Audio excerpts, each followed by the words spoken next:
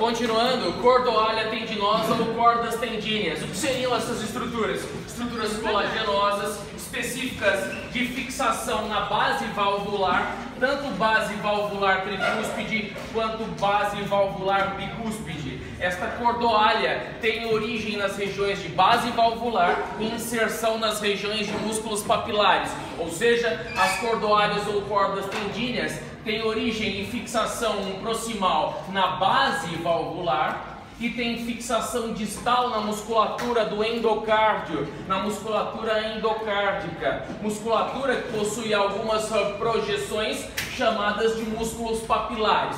Músculos papilares que recebem esse nome, essa nomenclatura, porque parecem realmente as papilas gustativas, só que de maneira um pouco mais robusta. Notem que a musculatura dos músculos papilares do ventrículo direito são menores do que as projeções dos músculos papilares do ventrículo esquerdo. Muito bem, então a cordoalha tendinosa, ela se estende desde a base valvular até a musculatura ventricular. Nós não temos aqui a cordoalha, mas para a prova, fiquem tranquilos que há de ter uma cordoalha.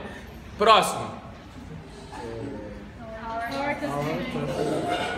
Aorta ascendente. Antes da aorta ascendente, só um mecanismo aí para mecanismo de conhecimento. Eu expliquei para que serve a cordoalha tendinosa. Isso, para abertura valvular. À medida em que há uma distensão, ou seja, uma diástole, um relaxamento ventricular direito e esquerdo, há um aumento da região intracâmara cardíaca, há um aumento das regiões entre, ou melhor, de ventrículo direito e de ventrículo esquerdo, uma lacidão. Com essa lacidão eu tenho uma amplidão da região ventricular, das regiões ventriculares. Por conseguinte, essa cordoalha fica tensa ou frouxa? Tensa. Se a cordoalha fica tensa e se insere nas bases valvulares, o que há de se fazer é a abertura valvular e a descida do sangue de átrio direito e esquerdo para ventrículo direito e esquerdo. Agora sim, vamos para a aorta ascendente. Aliás, o nome aorta vem disso. A aorta significa aquela que ascende, aquela que sobe. Então aquele esquema pedagógico de que a aorta sai do ventrículo esquerdo por baixo é simplesmente para didática. A aorta vai por cima. Veja, ventrículo esquerdo e a aorta se projeta de maneira caldo cranial, de baixo para cima. Eu tenho uma aorta chamada de aorta ascendente e a continuidade dessa aorta ascendente é o chamado arco aórtico. Próximo.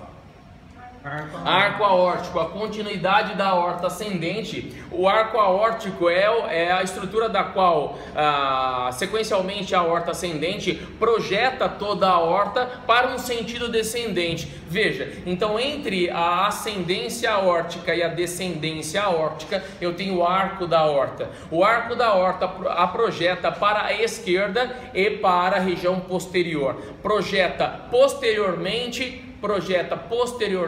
e à esquerda. Veja, o arco aórtico ele vai concluir a aorta para a esquerda e descendentemente. Próximo. Botão aórtico. Nós não temos o botão aórtico nessa estrutura, mas é de suma importância o conhecimento do botão aórtico.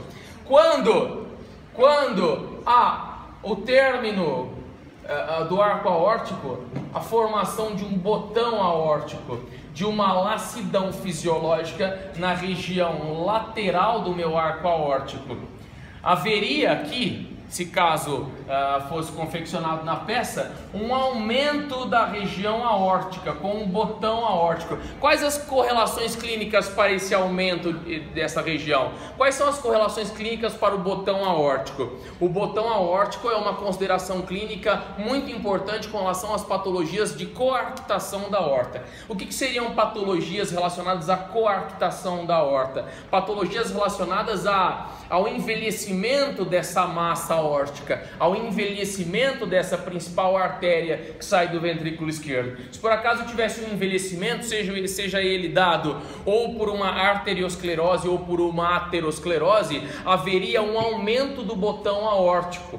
Então, conforme a aorta vai envelhecendo e perdendo sua propriedade vascular contrátil, a tendência é um aumento, um incremento volumétrico do botão aórtico. Mas professor, onde nós veríamos esse aumento, esse incremento volumétrico do botão aórtico em uma radiografia. Mas professor, raio-x é para osso. Não, raio-x é para osso e para estruturas radioopacas. O que seriam estruturas radioopacas? Estruturas que conseguem o quê? Segurar o raio de elétrons, o raio catódico, não é? Então eu tenho o raio de elétrons sempre emitindo na estrutura da qual fica colada no filme. Vocês já tiveram base radiológica já ou não?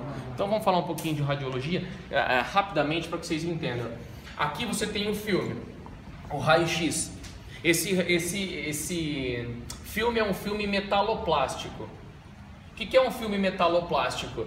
É de plástico e é embebido em um metal. Em que metal? No brometo de prata. Então você tem um filme de plástico embebido em um metal, que é o brometo de prata. O raio de elétrons é simplesmente um raio catódico, é uma emissão de elétrons colimada, divergente ou convergente pelo probe, pelo aplicador do raio-x. Toda a estrutura que eu quero observar, eu tenho que interpor entre o filme e o probe, e o aplicador, e o emissor de raio de elétrons. Para a região óssea é mais fácil, porque a formação da sombra, a silhueta é muito mais delimitada. Eu consigo observar com mais nitidez a sombra da região óssea, porque a mesma causa uma opacidade por bloqueio do raio de elétrons. Professor, não entendi nada. Lógico que você entendeu. Aqui eu não tenho um filme que tem prata? Tem. Quando eu vou emitir um raio de elétrons, o que o raio de elétrons vai fazer com a prata, por exemplo? Refletir. Não. O que o raio de elétrons vai fazer com a prata? Isso aqui é um filme metaloplástico. O que o raio de elétrons faz com a prata? Você lembra da história de queimar o filme? Né, Aloni? A queimar o filme. É exatamente isso. O raio de elétrons, ele faz o que com o filme metaloplástico? Queima. Então, tudo que era de brometo de prata e por conseguinte recebeu o raio de elétrons vai ficar o quê? Preto. Deu para entender? Quando o raio é emitido no filme e não tem interposição de peça de estrutura radiopaca nenhuma, o filme fica preto. Então tudo que aparece que não é preto é radiopaco, tudo que aparece que é preto a gente chama de radiotransparente. Então o filme vai ficar o quê?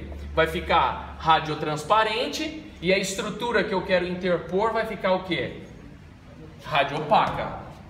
Por quê? Porque essa massa gera condição de bloqueio de raio de elétrons. E tudo aquilo que foi bloqueado não chega no filme, fica a sombra branca. E tudo aquilo que chega no filme fica o quê? Preto, porque queimou o filme. Deu para entender? A base radiológica é simples. O que você está vendo não é osso, o que você está vendo não é o coração, é a sombra. É o negativo da imagem que é formada pela interposição da estrutura. Então, qual a importância da identificação? Qual a importância da identificação do botão aórtico?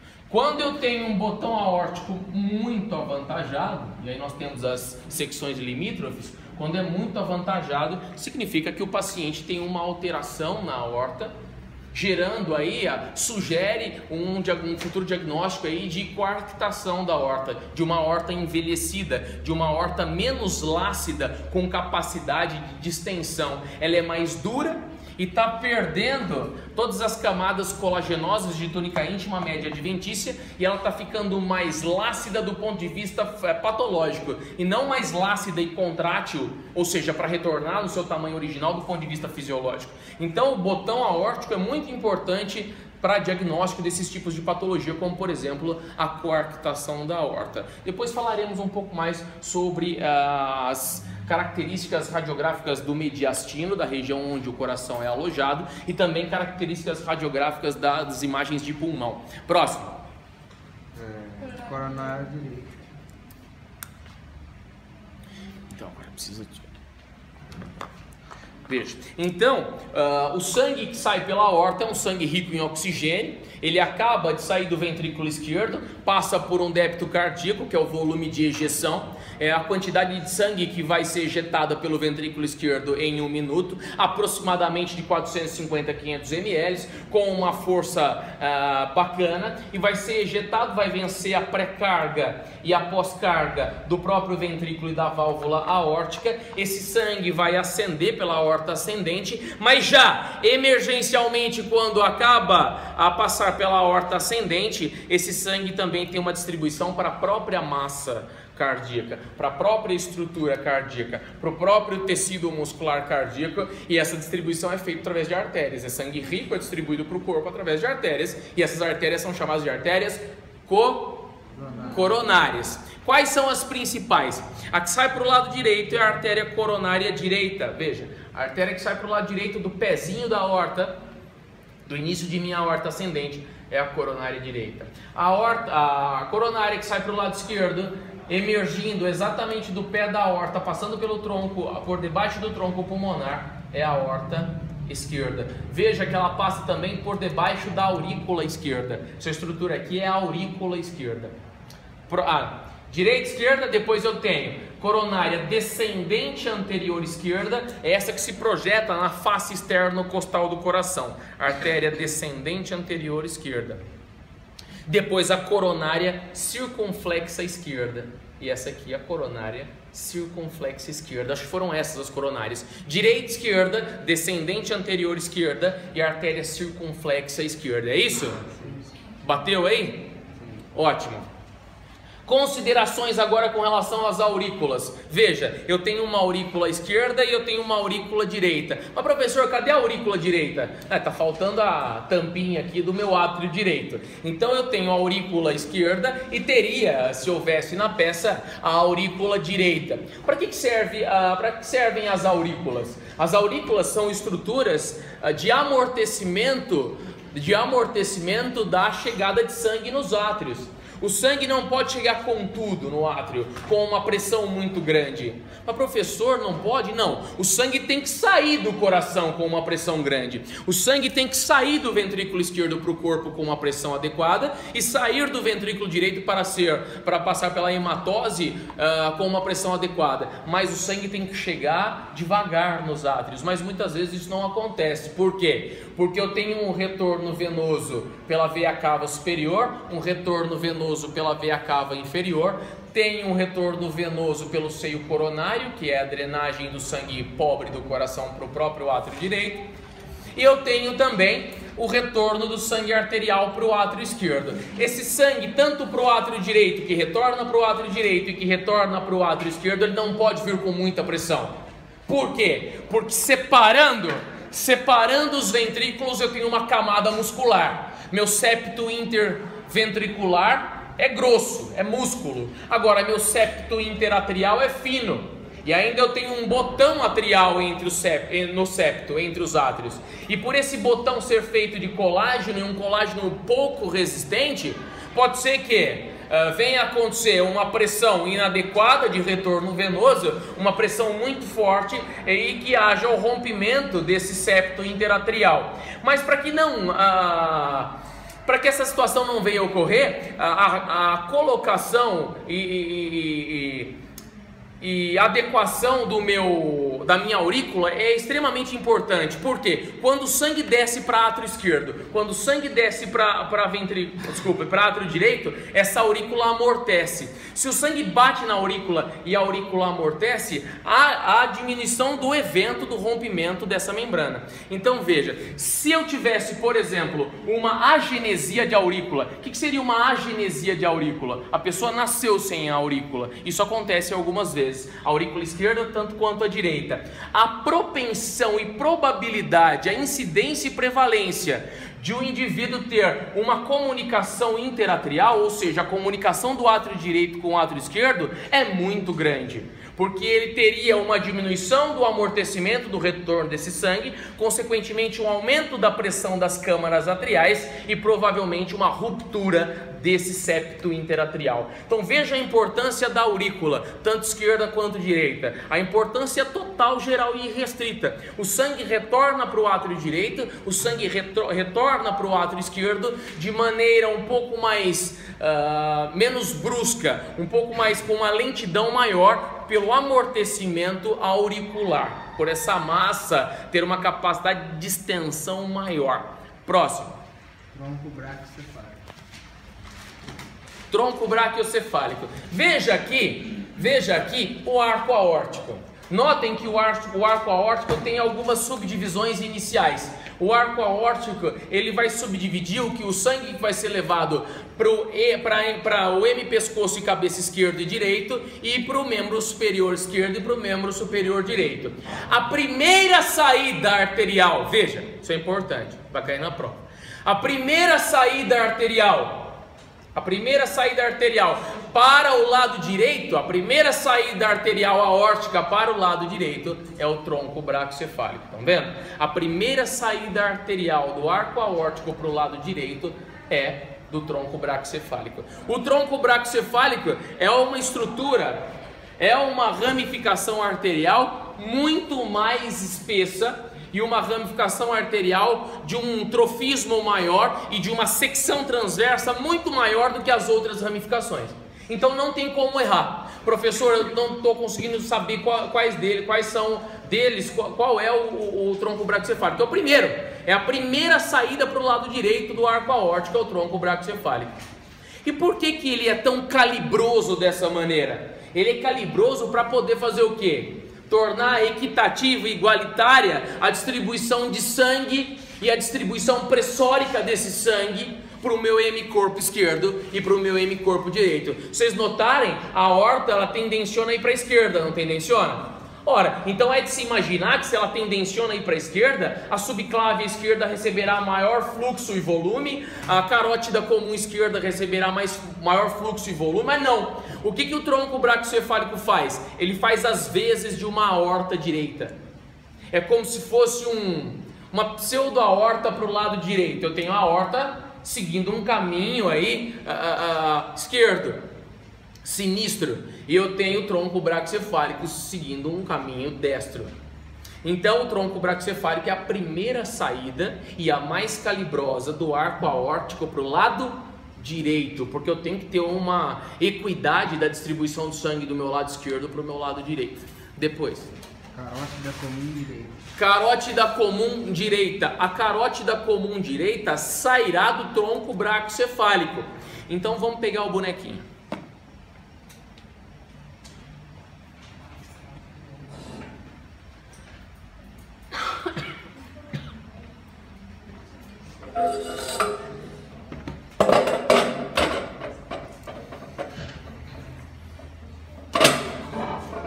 Ó, vamos lá. Quem fica aqui? E aí, o coração ele vai o quê? Para a esquerda e para trás, não é? Então ele vai posteriorizando e lateralizando para a esquerda. Veja, para a esquerda, todo santo ajuda. Todas as distribuições arteriais para o lado esquerdo são um pouco mais eficazes se não houvesse o tronco braquiocefálico. Mas há o tronco braquiocefálico. Veja aqui, ó, esta saída aqui é a saída do tronco braquiocefálico. É a primeira saída e saída mais calibrosa para o lado direito. Tá? Esse é o tronco braquiocefálico. Depois eu tenho a carótida comum direita. Do tronco braquiocefálico eu tenho a saída da carótida comum direita. Olha aqui, ó. Então essa é a carótida comum direita. Carótida comum direita. Próximo. Subclávia direita. Subclávia direita, veja. Subclávia, a artéria que passa por debaixo da clavícula. Então é subclávia. Então do tronco braquiocefálico direito eu tenho emergindo a minha carótida comum direita e a minha subclávia direita. Carótida comum esquerda. Carótida comum esquerda. Veja, já saindo direto da aorta eu tenho minha carótida comum esquerda. E depois a subclávia esquerda. Não é? Então vamos lá, pra vocês entenderem na lousa. Elas que passam aqui rodando? Não, aquelas são as vertebrais. As vertebrais vão sair das subclávias, nós veremos. Então vamos lá.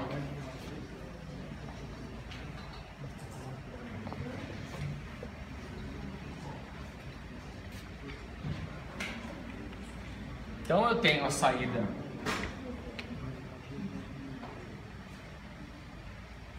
da aorta, eu tenho o tronco braquiocefálico, então é isso aqui, ó. Direito, esquerdo. Primeira saída calibrosa para o lado direito, quem é?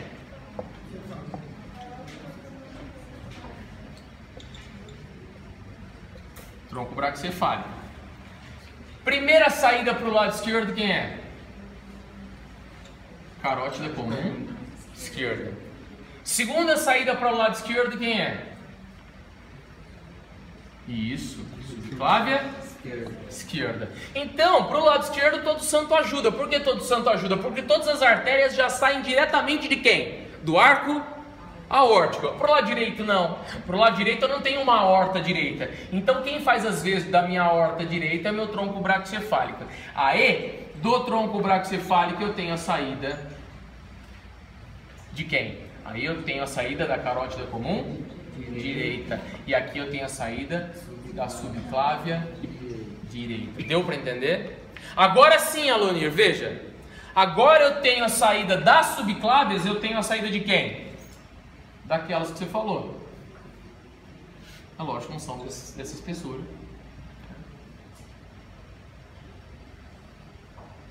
Quem são? Que saem da subclávia? Artérias vertebrais. Essa é a artéria vertebral esquerda e essa artéria vertebral direita. Deu para entender? Então, para o lado direito, eu preciso pedir a ajuda do tronco braquicefálico, porque eu preciso de uma saída mais calibrosa para tornar igualitária o volume e a pressão desse sangue para o meu hemicorpo direito, em detrimento ao meu hemicorpo esquerdo. Vamos lá, então. E na peça, professor? Na peça, sim. Mesmo tendo esse tronco aí para equilibrar o volume sanguíneo, toda vez que vai ter pressão, perde no braço esquerdo. Para ferir a pressão se perde do lado esquerdo, mas aí é o seguinte, não é por uma alteração volumétrica, aí é por uma possível alteração de foco equitópico elétrico, por uma condição elétrica de despolarização. Por quê? Dá diferença pro lado direito? Dá um pouquinho. Então, você tem que aferir no membro superior esquerdo, por causa do foco equitópico, principalmente do ventrículo esquerdo. Então, aqui é o que nós chamamos de volume de ejeção e é o que nós conhecemos no eletrocardiograma como complexo QRS. Vocês vão ver em fisiologia ano que vem o complexo QRS. Ele é responsável pela despolarização ventricular. A onda P, complexo QRS, onda P, onda U e tudo mais. Então, despolarização do átrio, a parte ascendente da onda P, átrio direito. A parte descendente da onda P, átrio esquerdo. Complexo QRS, contração ventrículo. Onda P, repolarização do ventrículo. A repolarização do átrio não acontece porque é sobrepujado pela contração do ventrículo. Tudo bem. Guardei a caneta? Então vai. Mais uma vez. Coração. Aorta ascendente. Arco aórtico. Do arco aórtico para o lado direito todo santo ajuda. Ou melhor, nenhum santo ajuda. É o tronco braquicefálico. Do tronco braquicefálico eu tenho a saída para a carótida comum direita e a saída para a subclávia direita. Subclávia direita. Subclávia não tem comum. Toda vez que você tiver uma artéria comum, é que mais adiante essa artéria comum vai bifurcar. A subclávia não bifurca. Depois ela vai dar origem à artéria axilar, depois os ramos que vão para a deltoide, sequencialmente a artéria braquial, radial e ulnar, as circunflexas do úmero. Mas aqui não. Eu tenho o arco aórtico, do arco aórtico para o lado... Do arco aórtico para o lado direito, veja, do arco aórtico para o lado direito, qual é a primeira saída? Calibrosa, de quem? Tronco braquiocefálico. E do tronco braquiocefálico eu tenho a carótida comum direita e a subclávia. Acabou. E para o lado esquerdo, aí sim, todo santo ajuda. A primeira saída é da carótida comum esquerda. Veja a carótida subindo lado a lado da região traqueal. E depois da carótida comum esquerda, eu tenho a subclávia esquerda. Aí o Alonir perguntou, e as artérias vertebrais? As vertebrais, elas não saem do arco aórtico. As vertebrais saem ambas das subclávias. Veja, as vertebrais saem ambas das subclávias e passam onde? Nos forames o quê? Forames dos processos transversos das 7 vértebras cervicais. Tá? Então, para palpação, quer palpar a artéria vertebral? Dificilmente você vai conseguir. Quer palpar a carótida? Bacana, consegue fácil. Onde é que está para palpar a carótida? Acha esternocleidomastoide, você palpa a frente do esternocleidomastoide. Mas professor, que tipo de técnica que eu uso para palpação, para verificação da pulsação? Simples. Sabe entre esta região digitálica gordinha dos dedos e sabe a unha? Você tem uma região entre a região digitálica e a unha. Sabe aquela região onde vocês estão cortando a unha e você corta muito rente e depois fica doendo? É horrível, né? É uma região chamada de leito ungueal. Então você utiliza do leito ungueal para fazer a palpação arterial. Tá? Como é que você palpa então? Leito ungueal, 2 dedos, região de leito ungueal, colocação medial ao esternocleidomastoide e sente a pulsação. Estão sentindo aí? Não? Que é isso? Alguém liga aí. 193. Bombeiro. Bom, próximo. Tronco pulmonar. Veja. Tronco pulmonar. Ei, o tronco pulmonar é uma saída arterial ou venosa?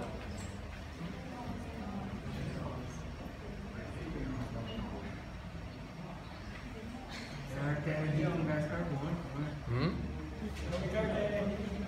Gás carbônico. É uma saída o quê? Arterial. Tá saindo ou tá chegando no coração? O tronco tá chegando? Tá saindo do meu ventrículo direito para ir para os pulmões. É o meu tronco pulmonar dividindo em artéria pulmonar esquerda e artéria pulmonar direita. Quando tá saindo do coração, é o que? Uma artéria ou uma veia? Uma artéria. Então o tronco pulmonar é o início arterioso do meu complexo pulmonar. É o tronco pulmonar que divide em artéria pulmonar esquerda e artéria pulmonar direita. Veja, tronco pulmonar. Próximo. As próprias, artéria pulmonar esquerda, artéria pulmonar direita. Próximo. Veia cava superior. Veia cava superior e inferior. Olha a importância dessa drenagem. São as veias das quais vão desembocar onde? No meu átrio direito. Sangue carbonado que vem de cabeça, pescoço, região superior do tronco e membros superiores vem pela veia cava superior. Sangue pobre que vem de região inferior do tronco e membros inferiores entra por onde? Veia cava e inferior, desembocando ambas no meu átrio direito. Lembrando que não é só veia cava superior e inferior que desemboca sangue pobre no átrio direito, eu tenho também o seio coronário. O seio coronário é o seio que capta, que drena o sangue pobre do coração. Não que faz o shunt, mas o que drena de maneira sem misturá-lo, por exemplo. O shunt eu expliquei? Não, o shunt depois a gente explica. É drenado pelas veias de Tebesse, desemboca no ventrículo esquerdo, aí mistura, não pode passar de 5%. Mas depois a gente vê. Então vamos lá. Veia cava superior, veia cava inferior. Drena sangue pobre do corpo, rico em CO2, para onde? Para o átrio direito. Próximo. Seio coronário. Saco epicárdio. Não temos. É o saco que reveste todo o coração. Serve como proteção, apoio para o coração. Musculatura miocárdica. Então, se caso vier pedir a musculatura miocárdica, eu usarei essa peça. Aliás, eu usarei para quase tudo na hora da prova. Então, vocês estão vendo uma região mediana aqui no músculo, ó, interpondo a região externa da interna. Eu tenho aqui a região do miocárdio, região da massa central, musculatura extremamente contrátil. Próximo. Endocárdio. Endocárdio, musculatura interna, que reveste as câmaras ventriculares e atriais de maneira internalizada. Próximo. Papilares. Músculos papilares são as projeções endocárdicas, ó. As projeções musculares endocárdicas são os músculos papilares. Estão vendo? Esses mais aqui proeminentes. Veia de Tebesse. Veia de Tebesse não dá para ver, é um sistema venoso do coração para desembocar no ventrículo esquerdo. É um sistema de drenagem também. Ligamento arqueado. Ligamento arqueado é esse ligamento aqui, ó. Ele conecta o arco aórtico na região de tronco pulmonar. quase na bifurcação entre a artéria pulmonar esquerda e a artéria pulmonar direita. É um ligamento que tem aqui, tá vendo? Ó? Conecta o arco aórtico na onde? Conecta o arco aórtico na região do tronco pulmonar, quase entre a bifurcação que o tronco executa para dar origem à artéria pulmonar esquerda e à artéria pulmonar direita. Aqui, ó.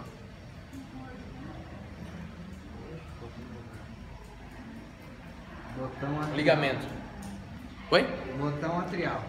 Botão atrial, aquela região bem sensível, olha aqui, botão atrial, aquela região bem sensível do meu septo interatrial. Então eu tenho o átrio esquerdo mais posterior, mais alargado lateralmente, e meu átrio direito mais cúbico, não é? O meu botão atrial é essa região aqui, ó. Ó. É a região que forma o fechamento do meu átrio esquerdo com o meu átrio direito. Região bem sensível. Aquela história da aurícula. A aurícula vai amortecer o sangue para esse botão não ser pressionado com demasia e provavelmente romper. Próximo. Aurícula direita. A mesma coisa, a aurícula direita não dá para observar porque não tem a tampinha aqui nesse modelo. E a aurícula esquerda está aqui. Veias pulmonares. Veias pulmonares. Se eu tenho as artérias pulmonares levando sangue carbonado para passar por uma hematose pulmonar, eu tenho o retorno das veias pulmonares para onde? Para o meu átrio esquerdo. Ó. Chegada das veias pulmonares para o meu átrio esquerdo. Próximo. Arco aórtico. A distribuição. É. Tá. Então. Vamos lá. Querem que eu vá assim, sem precisar do roteiro? Não. Vocês sabem. Arco aórtico. Arco aórtico. Essa região aqui, ó. Presta o coração pequenininho. Tem alguém que tá com o coração pequeno? Eu podia jogar. Ó. Tá aqui, ó. Então eu tenho. Todos estão vendo? Complicado, né? Se quiserem ficar. Não tem como eu subir, eu acho que eu vou cair. Vai mandar fazer um colo. Ó, então você tem o ventrículo esquerdo, saída da válvula aórtica, o sangue passando pela aorta ascendente, e veja essa região. Esta região é a região do arco aórtico, a região da qual o sangue vai ascendendo e depois descendendo, posteriorizando e lateralizando para o lado esquerdo. Então, se eu retirar o coração da região mediastinal, eu vou ter a secção exatamente ao final do arco aórtico. Veja, se eu retirar o coração, eu vou ter a secção transversa exatamente na região do final do arco aórtico. Ó. Então eu tenho o arco aórtico aqui. E depois do arco aórtico eu tenho a aorta descendente. A aorta descendente. Tronco braquicefálico. Tronco braquicefálico nós já vimos. Tronco braquicefálico é a primeira saída e mais calibrosa para o lado direito. Carótida comum esquerda. Carótida comum esquerda. Esquerda. Carótida comum esquerda. A direita. Carótida comum direita, que sai do tronco braquicefálico, porque a esquerda sai direto da aorta. A subclávia. Qual? Esquerda e direita. Subclávia esquerda. E subclávia? Direita. Artéria vertebral esquerda. Artéria vertebral esquerda. Artéria vertebral direita. Carótida interna. Aí vamos lá. Bom, as carótidas estão passando um pouco medializadas aos esternocleidomastoides, não é? Mais ou menos quando a carótida comum alcança a altura do ângulo inferior da mandíbula, essa carótida comum ela bifurca. Ela bifurca em carótida externa e carótida interna. A carótida externa ela irriga toda a face, toda a musculatura da face. Toda a musculatura da face, e a carótida interna vai irrigar a região encefálica. Então, olha só o exato momento em que há a bifurcação, olha aqui, olha o exato momento em que há a bifurcação da carótida comum em carótida externa, que é mais anterior, e carótida interna, que é mais posterior. Então, na hora da prova, provavelmente a pergunta será feita: qual é essa? E qual é essa aqui? Qual é essa da frente e qual é essa de trás? Estão conseguindo enxergar daí? Então vem cá. Como que é da Carótida externa é a anterior, carótida interna é a posterior. Veja, então eu tenho carótida comum direita, carótida comum esquerda. Olha aqui, tá bifurcando, não tá?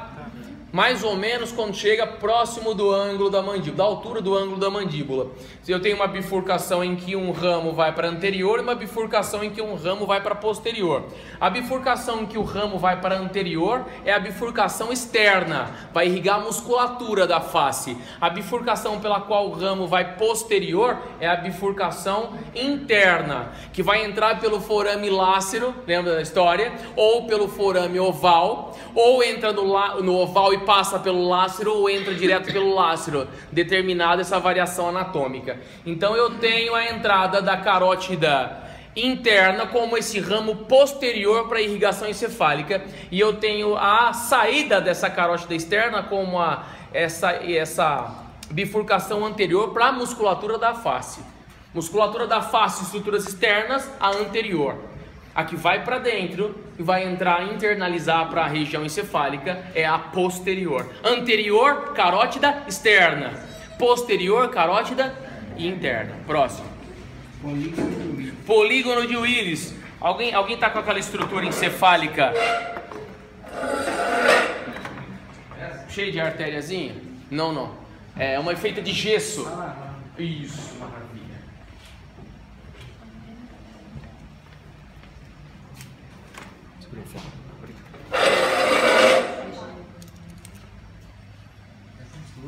Segura. Eu sei que é. Ó, então é como se fosse assim, ó. O encéfalo está aqui protegido com o meu neuroviscerocrânio. Eu tenho carótida interna e externa. Tem ou não tem? Carótida externa não veremos agora. Carótida interna sim. A posterior, que é interna, ela vai entrar pelo lácero ou pelo oval e vai chegar aqui, ó, bem na base, na região retrolocal do meu lobo frontal. Dá para entender? Bem na base do meu lobo frontal e uma região mais posterior, entrando a carótida interna direita aqui e a carótida interna esquerda aqui. Então já chegou no meu encéfalo a carótida interna, ótimo, depois vai bifurcar. Lembra? Cerebral média, cerebral anterior, mas agora não. Mas chegou. Agora eu preciso, chegue quem? A vertebral. Só que a vertebral não vem pela região anterior, a vertebral vem pela região posterior. Dá uma olhada, passa por todos os forames transversos, dos processos transversos, todos os cervicais, e aí vai entrar por onde? Na massa óssea. A outra nós vimos, a carótida interna entra por qual? Oval ou lácero. Agora, e as vertebrais vão entrar por onde? Pelo forame magno. Então as vertebrais vão entrar pelo forame magno, vão passar adiante, vão passar à frente, adiante a medula. Veja, então as duas vertebrais que estavam lá atrás vão passar aqui, ó. Estão vendo a chegada das duas? Sim ou não? Sim. A chegada das duas vertebrais. As duas vertebrais agora vão o quê? Juntar, confluir em uma artéria chamada de artéria basilar. Então a artéria basilar é a união das duas vertebrais. A artéria basilar se aloja, se fixa no sulco basilar da ponte.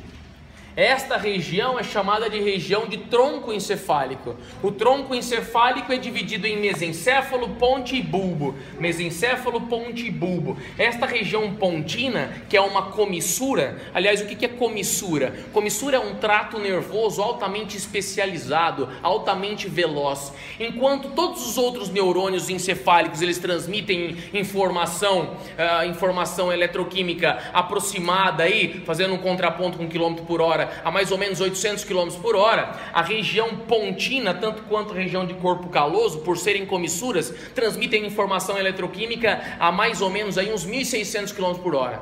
Veja, o dobro. Então esses neurônios do córtex, da massa encefálica em geral, transmitem informação em uma certa velocidade. Os neurônios que ficam na região da ponte transmitem a informação com o dobro de velocidade. Bom, Isso não tem nada a ver para agora. O que tem a ver é que as duas artérias vertebrais se unem na basilar e a basilar se aloja no sulco basilar da ponte dessa comissura veloz. Tá? Então a artéria basilar, ela se aloja no sulco basilar da ponte, estrutura média aí do meu tronco encefálico. Próximo.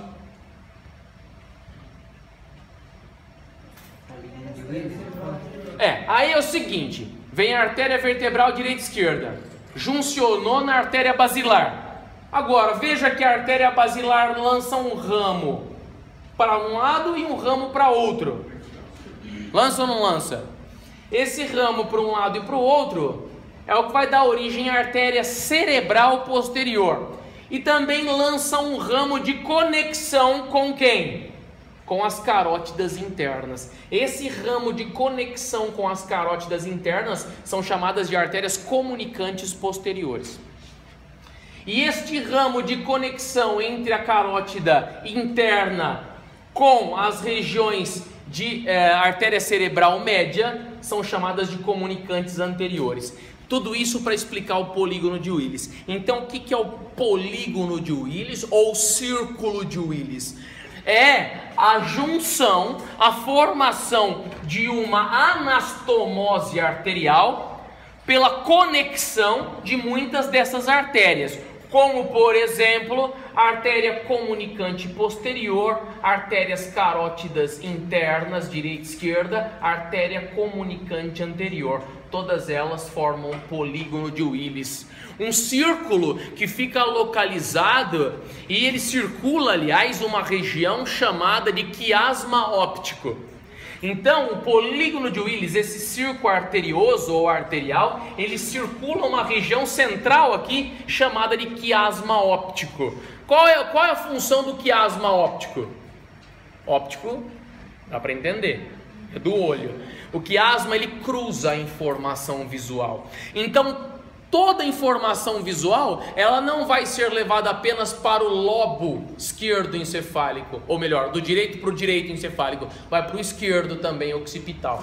Então as informações visuais, elas passam ipsilateralmente e contralateralmente. Ah, professor, significa que se eu estou enxergando com o olho direito, quem está interpretando lá no encéfalo é a massa direita e a massa esquerda? Isso. Se eu estou enxergando com o esquerdo, quem está interpretando essa atividade visual, captação luminosa, é a massa occipital esquerda e a direita? É. Então é muito melhor você ter uma lesão ocular do que uma lesão encefálica, porque pelo menos você tem um olho e duas interpretações, ao invés de você ter 2 olhos e uma interpretação. Entenderam? Sacou? Nossa, sacou antigo. Então aqui eu tenho o polígono de Willis. De novo, formação do polígono de Willis. Do polígono arterioso de Willis, eu tenho a artéria vertebral chegando. Da onde sai a artéria vertebral? Subclave direita e esquerda. Vamos lá.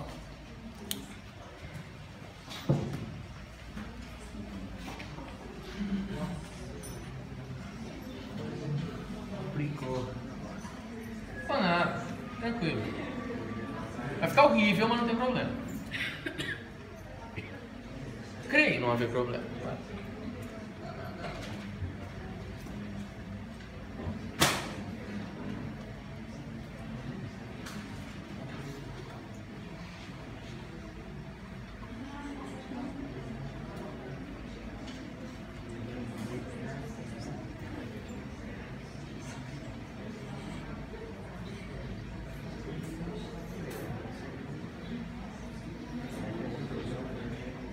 Mais ou menos isso aqui, ó.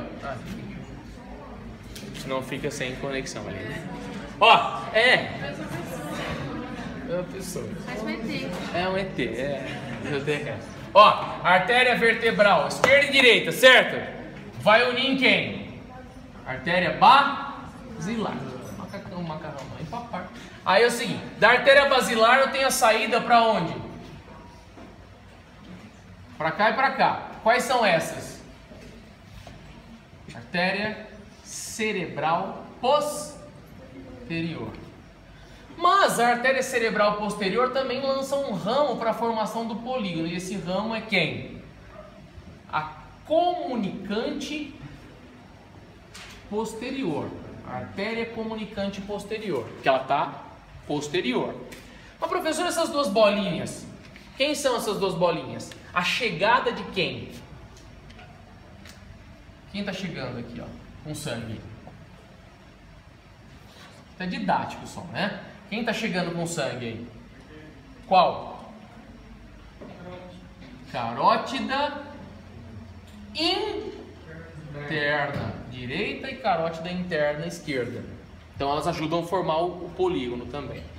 Aqui, a carótida interna direita e esquerda também ajuda na formação da minha comunicante anterior. E aqui eu tenho a saída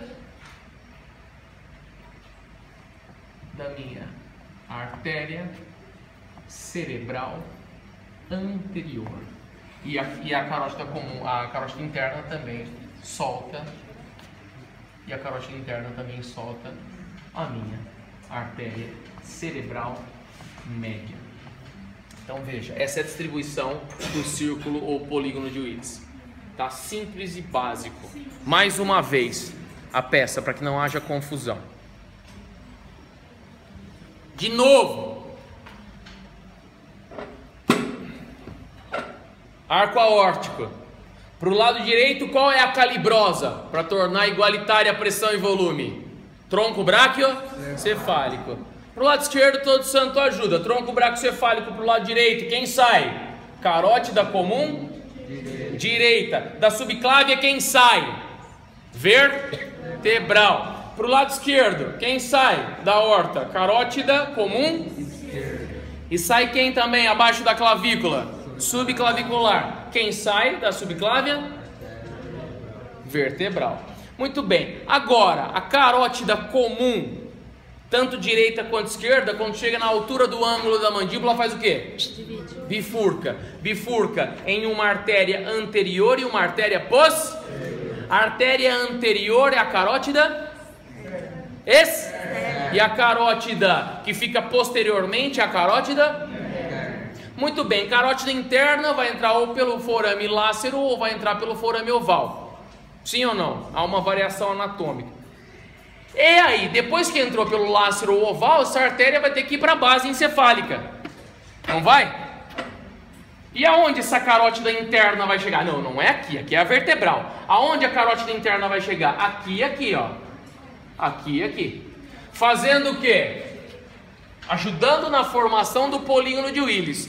É que cada artéria dessa carótida interna bifurca.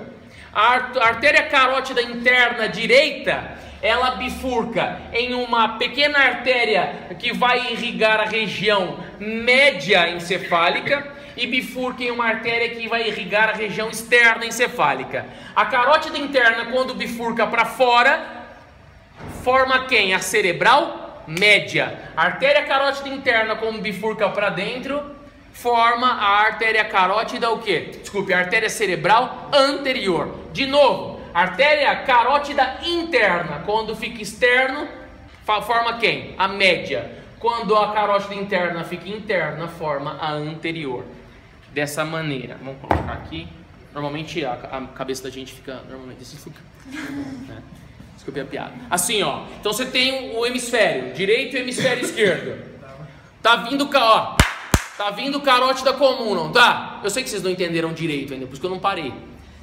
Tá vindo carótida comum, não tá? Na altura do ângulo da mandíbula não divide? Divide. A carótida externa não irriga a musculatura da face? Irriga. A interna não vai entrar na região petrosa da base óssea? Vai. E não vai chegar na massa encefálica? Vai. Quando chegar na massa encefálica, vai chegar aqui, ó. Na base do lobo frontal. Na base do lobo frontal. Chegou na base do lobo frontal, o que essa carótida interna vai fazer? Bifurcar de novo. Quando irrigar por fora na massa, é cerebral média. Quando irrigar por dentro, é cerebral anterior. Quando a carótida interna bifurcar e irrigar fora, cerebral média. Quando a carótida interna bifurcar e irrigar dentro, é a cerebral anterior. Cerebral média fora, cerebral média fora, cerebral anterior dentro. Mas professor, e a região posterior encefálica? E a região nucal? Bifurcação das vertebrais. Artérias vertebrais não vão subir de subclave esquerda e direita? Vão ou não vão? Vertebrais, subclave esquerda ou direita. Passou por todos os forames vertebrais. Vai chegar onde? Na região do tronco encefálico. Mas por qual forame vai entrar? Magno. Entrou pelo forame magno, as duas vertebrais vão confluir em quem? Na basilar. E a basilar vai ramificar primeiro em artéria cerebral posterior. Então quem vai irrigar atrás é quem é advindo da artéria vertebral. Mas é importante saber disso? É lógico, você pode ter um paciente com problema vascular. Pode chegar ao consultório de vocês um paciente com acidente vascular encefálico. Não é mais AVC, né? Vocês sabem disso. Não é mais AVC. É AVE, muito bem. Acidente vascular encefálico e não cerebral. Porque esse acidente vascular é passível de acometer a região do tronco. E a região do tronco é encéfalo, não é cérebro. Então acidente vascular encefálico. Chega um paciente com acidente vascular encefálico, seja ele isquêmico ou hemorrágico, ou por romper algum vaso devido a uma má formação arteriovenosa, ou porque ocluiu com gordura, uma placa de ateroma, uma placa de gordura. E aí ele vai e leva todos os exames. Você precisa saber, você vai aplicar anestésico, você precisa saber se o anestésico vai ser com um potente vasodilatador ou um potente vasoconstritor. Eu não sei, depende da condição vascular do paciente. E aí ele leva um exame para você identificar, um novo exame, se há algum bloqueio vascular ou não, se há a possibilidade de uma alteração encefálica frente ao problema retrocedente desse paciente. Como é que você vai identificar se você não sabe onde ficam as estruturas?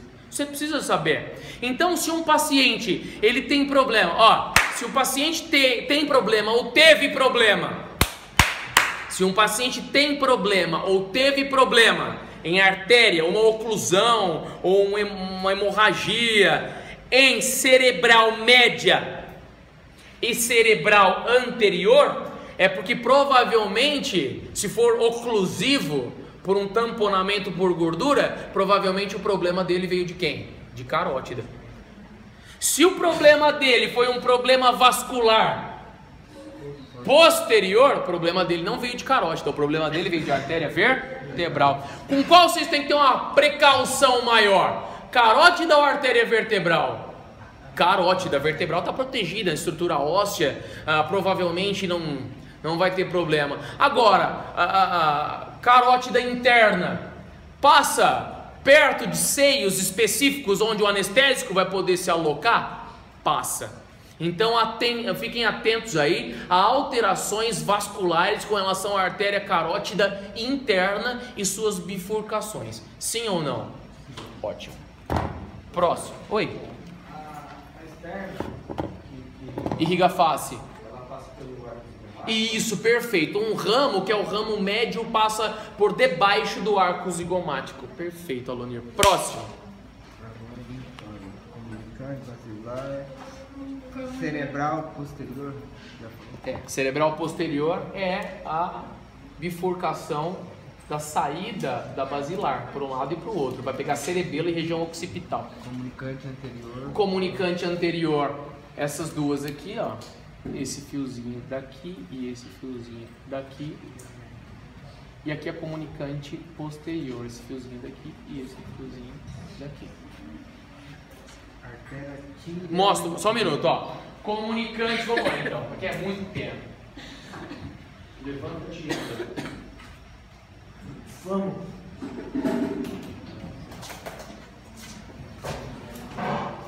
Ó, então eu tenho artéria vertebral direita e esquerda, artéria basilar. O primeiro ramo mais espesso é o ramo para a artéria cerebral posterior, aquela que irá irrigar a região de cerebelo e occipito. Depois eu tenho a comunicante posterior, esquerda e direita, que vai comunicar a cerebral posterior com as duas carótidas internas, a direita e a esquerda. Depois, para comunicar as carótidas entre si e dar a junção para a formação da cerebral anterior, eu tenho a comunicante anterior. Aqui exatamente a saída da carótida interna, onde nesse momento ela bifurca para dentro e para fora. Como aqui, ó, Ó, como aqui, ela bifurca para dentro e para fora. Quando bifurca para fora, ela vai passar pelo sulco de Sylvius ou sulco lateral encefálico. Então veja, essa bifurcação da carótida interna para fora dá origem à cerebral média. Essa bifurcação da carótida interna para dentro dá a bifurcação da artéria o quê? Cerebral anterior. Certo? Tudo bem. Pode ser aqui? Vocês querem? É bem pequenininho. Sem o ar. Tá pedindo, tá? Eu falei, não, vai que hoje não tá tão quente e tudo mais. Não adianta, você vai falando, vai tentando ver. Então aqui são duas artérias potentes e diferentes, os dois pares. Eu tenho as vertebrais aqui e eu tenho as carótidas internas aqui. Já sabem, vertebrais chegando pelo forame magno, do buraco lá, onde se encaixa o tronco encefálico, que serve para o ponto bulbo, e essas carótidas internas passando pelo laço oval. E aí o que acontece? As carótidas, as vertebrais, quando estão se unindo na basilar, quando chega mais ou menos no sulco mesopontino, entre o mesencéfalo e a ponte, elas vão bifurcar para o lado esquerdo e para o lado direito, formando a artéria cerebral posterior, irrigando, aqui são ramos pequenos, mas vão irrigar a região cerebelar e a região da massa occipital, do lobo occipital, o lobo posterior que nós já estamos avisando. Depois que bifurca as basilares em cerebrais posteriores, as mesmas cerebrais posteriores lançam um ramo superior. Esse ramo é um ramo comunicante, chamado de comunicante posterior. Então eu tenho a artéria comunicante posterior esquerda e a artéria comunicante posterior direita. Veja que a artéria comunicante faz o papel do quê? De comunicar. De comunicar quem? A artéria cerebral posterior com a chegada das carótidas internas. Mais uma vez, cada carótida interna dessa também bifurca. Carótida interna direita bifurca, toda a esquerda também, sigam a mesma coisa. Carótida interna direita vai bifurcar para dentro, ali aqui, ó, certo? E vai bifurcar, sigam lá no fundo, vai bifurcar para fora. A professora, então ela vai entrar por aqui e sair aqui, vai. Ela sai por uma região chamada de sulco de Sylvius, mas mudou o nome, agora é sulco lateral. Então a minha, olha lá, minha carótida interna bifurca em cerebral anterior e bifurca em cerebral médio. Sim ou não? É isso. E unindo as duas carótidas internas em uma eminência anterior é a comunicante anterior. Tá? Aqui? Tireoidiana. Não, aqui ainda que é a tireoidiana é a saída das carótidas. Ó, então as artérias que chegam calibrosas, as que já estão chegando, quais são essas? Artérias estão saindo de onde? Subclave, artéria vertebral direita e esquerda. Na região de ponte, no sulco bulbo pontino, eu tenho a formação de quem? Basilar. E aí eu tenho o que? A bifurcação da basilar em quem? Cerebral posterior. Cerebral posterior esquerda, cerebral posterior direita. Cerebral posterior vai irrigar o que? Cerebelo e occipito, todo mundo que está atrás.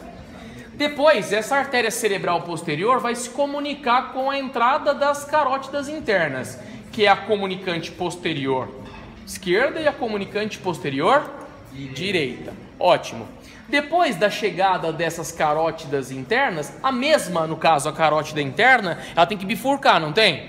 Na base do lobo frontal, a carótida interna bifurca em artéria cerebral anterior. Não é porque está no meio que é a média, é que todo mundo confunde.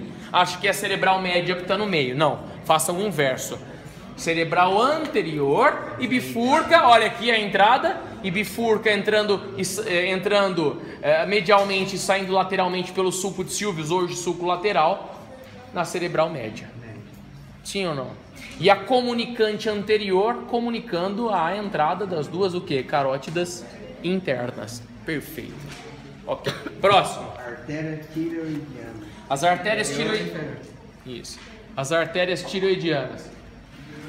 Superior e inferior. Acho que nós temos a imagem só da superior, mas tudo bem. Ó, artéria tireoidiana.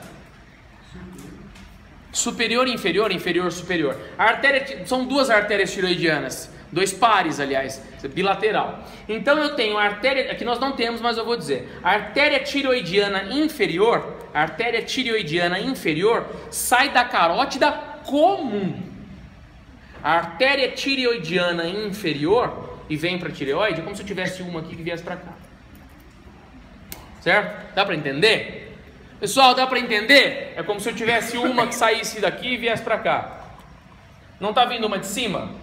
Para a tireoide, é como se viesse uma de baixo. A artéria tireoidiana inferior sai da carótida comum. A artéria tireoidiana superior sai da carótida externa. Sim ou não? Tireoide. De novo, tireoide. Aqui comigo. Tireoide. A artéria tireoidiana inferior sai da carótida comum. A artéria tireoidiana superior sai da carótida externa. Matou. Próximo. Aorta descendente. Aorta descendente. Não tem dente. Esta região aqui, ao final do arco aórtico, é a aorta descendente. Eu considero a aorta descendente como a aorta que fica acima do tronco brônquio-fonte principal esquerdo. Ó. Aorta descendente. Oi? Sim. A aorta descendente, então eu vou passando. A aorta descendente, esta região aqui, ao final do arco aórtico, a primeira parte que descende é a descendente. Note que ela fica acima do tronco brônquio-fonte principal esquerdo. A parte pulmonar esquerda. Essa bifurcação pulmonar. Então aqui é a aorta o quê? Só essa parte aqui já é a aorta torácica. Só. Ó, ei! A aorta descendente, olha aqui, é só essa parte, porque depois é a aorta torácica.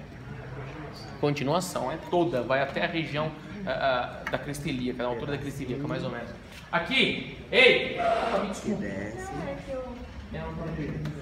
Ó, a aorta descendente, ao término do arco aórtico, essa primeira porção aqui, acima do brônquio-fonte principal esquerdo. Porque aqui é a região traqueia, carina, brônquio-fonte principal esquerdo, brônquio-fonte principal direito, aqui os brônquios globais, brônquios segmentais, e assim vai. Acima desse brônquio-fonte é a descendente. Nós esperamos, e depois aqui é a aorta torácica. Próximo. Artérias intercostais. Artérias intercostais. Posteriores. É a única estrutura, a única peça que dá pra ver aqui, ó. Estão vendo as artérias intercostais? Posteriores. Ficam projetadas posteriormente as costelas, ó. Lógico que nós temos em todas as costelas. É que só tem um exemplo de uma artéria. Ainda bem. Eu já ia reclamar, falar que eles estão diminuindo o custo da peça. Ah, sim, tem em tudo.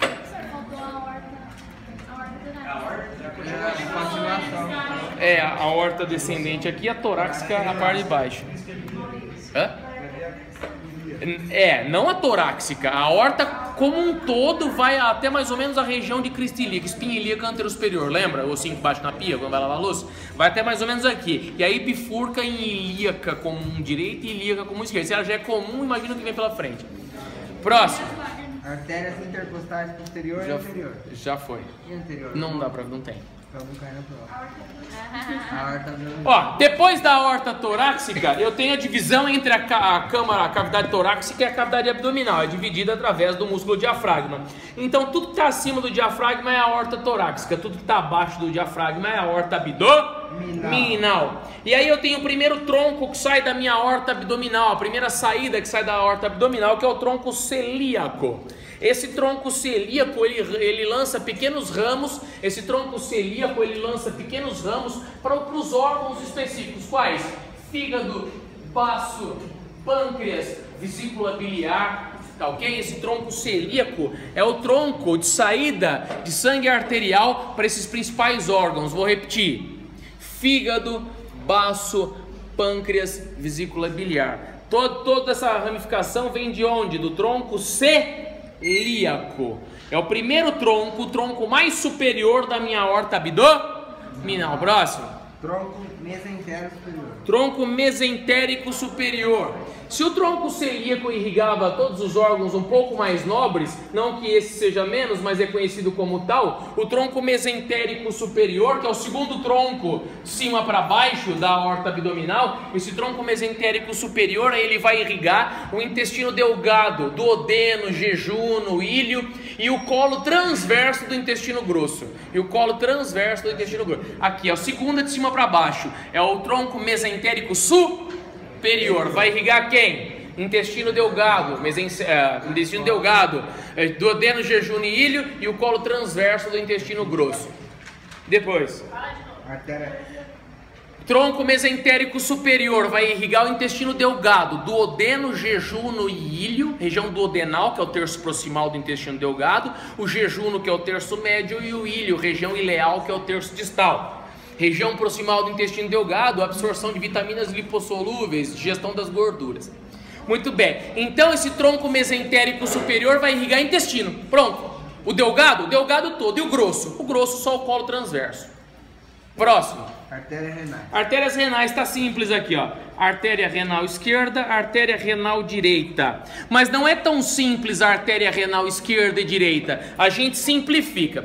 O ano passado eu orientei um aluno das ciências biológicas e nós fizemos essa peça aqui. Aliás, uma peça que nós vamos publicar o artigo esse ano, se Deus quiser. Nós fizemos essa peça em malha acrílica. Isso aqui é um rim de um porco. Então nós fizemos um infiltrado de chama vinilite, o material. Nós infiltramos vinilite no sistema renal, no sistema arterial renal porcino de um porco, e aí nós obtivemos toda essa estrutura, toda a ramificação e as anastomoses do sistema arterial renal de um porco. É quase que idêntico ao humano. Então praticamente vocês estão vendo a irrigação arterial renal de um humano.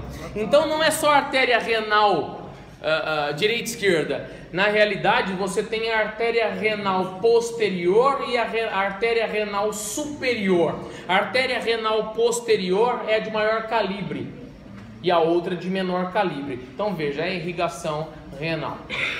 Olha que bacana. É superior e inferior ou é superior? Superior e posterior. Posterior mais espessa. Bom, então tem também, mas ali não dá pra ver. Ali só dá pra ver duas, tá? Mas nós temos. Ufa.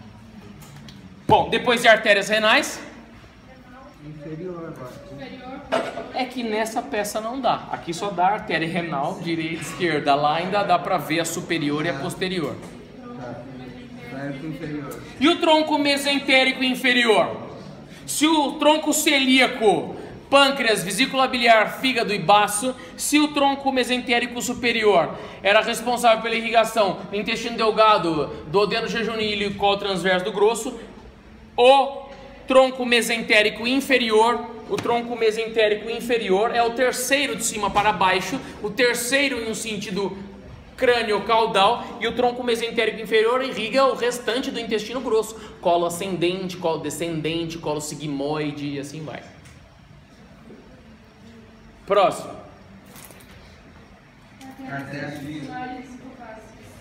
Artérias testicular ou ovárica. E ou não, né? Sei. É uma brincadeira. E aí tá aqui, ó. Artéria testicular ovárica esquerda e direita. Fininha aqui, ó. Fininha. Vermelhinho. Próximo. Posso. A fininha aqui. É que não, infelizmente não tem. Se eu pudesse chegar, não é possível. Próximo. Então a artéria aorta, ela tem o seu final. A artéria aorta tem o seu final, seu ponto final, mais ou menos na altura de crista ilíaca. E mais ou menos na altura de crista ilíaca ela bifurca para a direita e para a esquerda. Ela bifurca em artéria ilíaca comum. Vamos? Direita e artéria ilíaca comum? Esquerda. Ambas direita e esquerda vão bifurcar novamente em artéria ilíaca externa e artéria ilíaca interna. Artéria ilíaca externa e artéria ilíaca interna. Artéria ilíaca externa e artéria ilíaca interna. Artéria ilíaca comum, artéria ilíaca externa e artéria ilíaca interna. Artéria ilíaca interna, elas vão lançar ramos arteriais para quem? Região urogenital. Região urogenital. E a artéria ilíaca externa vai para onde? Membros inferiores, para a perna. Então vamos ver para onde é que vai essa artéria ilíaca externa. Uma perna.